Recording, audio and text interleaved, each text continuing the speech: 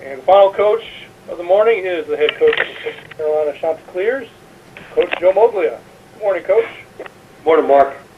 Hope you're doing well. Shots with the open date, preparing for CSU this Saturday. If you can open up, just talk about what the squad worked on and your thoughts on Boston Southern. We will take questions. I think for every one of us, I think sometimes, there's a philosophy you're better off not having an open date, but the reality is, I think, certainly for us, everybody's been going pretty hard since the beginning of August, the end of July, and not just for the players. I think it's as equally, if not even more so, beneficial for the coaches to get a little time off. So we gave everybody the previous Sunday. We give our guys Mondays off.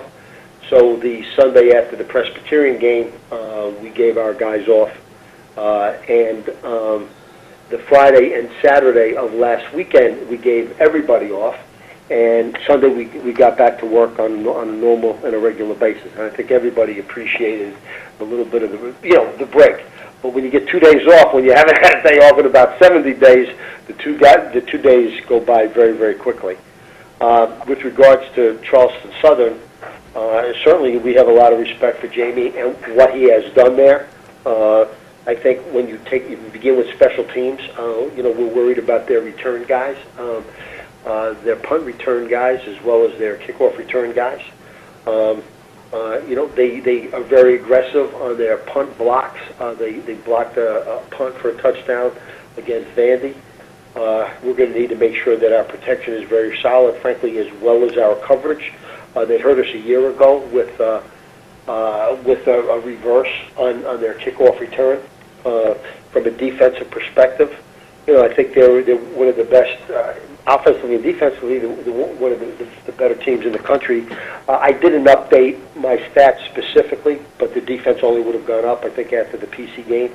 The 12th in total defense in the country, 5th in passing yards allowed, 19 in scoring, 15 in turnover margins, 15 in third down conversions. Their defense created problems for us a year ago. They mix things up. They like to be very aggressive up front. They could be showing you a blitz but not blitzing. They could be showing you a blitz from one side and come from the other side. They could be playing it straight and then come. They'll do a variety of things as far as that goes. And again, it created problems for us a year ago from an offensive perspective. Everybody talks about Charleston Southern, and I think Jamie would probably say the same thing, that their bread and butter is their ability to run the ball, and they run the ball very effectively. But when too many teams cheat against their run, they really hurt you with the pass. That's part of the reason why their passing efficiency, both as a team and the quarterback rating, is really, really as good as it is. So we've certainly got to do a better job than we did against them a year ago against the run, and we were not able to stop them a year ago. They hurt us. Their offense hurt us in a number of areas, but at the end of the day, we weren't able to stop their ground game. But we've got to be disciplined with regards to making our reads and paying attention to what we need to pay attention to, and not overcompensate one phase of the game if we start to get hurt. We need to make an adjustment there, but not overplay it. Otherwise, they'll hurt us someplace else. So we know we have our week cut out for us, and after their games over the span of the last couple of weeks, it's going to be important for them to rebound. They know that, we know that, and it'll be a great game. Thank you, Coach. At this time, we'll move the questions for Coastal Carolina head coach Joe Moglia. To ask a question, please press star 1 on your phone at any time, or click the Q&A link near the top of your browser, and click raise hand if you join us via the web.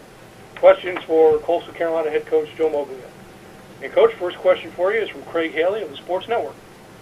Hi, Coach. How are you? Craig. Hi, Craig. You had talked about having a bye week and being able to rest up players, give them time off. Where do you stand with who won't be playing because of injuries this week? It looks like the guy that we won't have being able to play is going to be Richie Sampson, our safety. And he hurt his shoulder in the Presbyterian game, and he's probably going to be out for the season. And we do have Emir Saunders, will play for him. All of our secondary guys have seen a lot of work over the span of the season and preseason and last spring. So we'll miss Richie, but we can replace him, not with as good talent, but we can replace him with guys that will be in the right position and understand what their jobs are. Sure. Well, one of the things I'd asked Coach Nichols... We have one other thing, too. Our tight end, Craig White, he was in an accident at home in terms of there was a fire in their backyard, and he had gotten part of his body burned. So he had surgery on Sunday. He will be okay, but he's not going to return as far as football goes for the season. So he'll be out as well. Sure, I wish him well. Thank One you. of the questions I had asked Coach Nichols, just kind of the growth of the Big South. I mean, you've come in recent years where the Big South has really taken a big step. I mean, can you talk about the teams around the league and just how deep it's become as a conference? Well, I think the conference's record speaks for itself. It's, the way we've been able to handle ourselves as a conference against the FBS schools, the way we've been able to handle ourselves as a conference against the schools outside the conference itself, our overall ranking. Do you know how many conferences there are in FCS in the country, Craig? 13. 13, okay, so I have 13 conferences. I knew it was around that. Of 13 conferences, we're second in the country behind, I think it's Missouri Valley. I think, the numbers kind of just simply speak for themselves.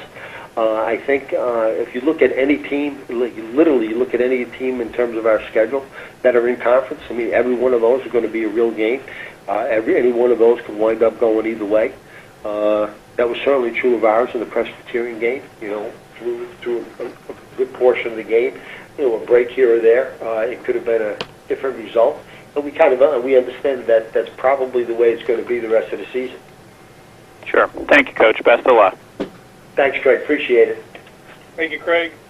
And Coach, the last question I have for you, talk about a little more about Charleston Southern's run game. Kind of a variety of backs. You have the grinder in Christian Reyes and the split back in Mike Holloway. Just when they're on the field, I guess, how do you defend those two players? Well, we're not just looking at those two players. I think you've got to look at the different concepts.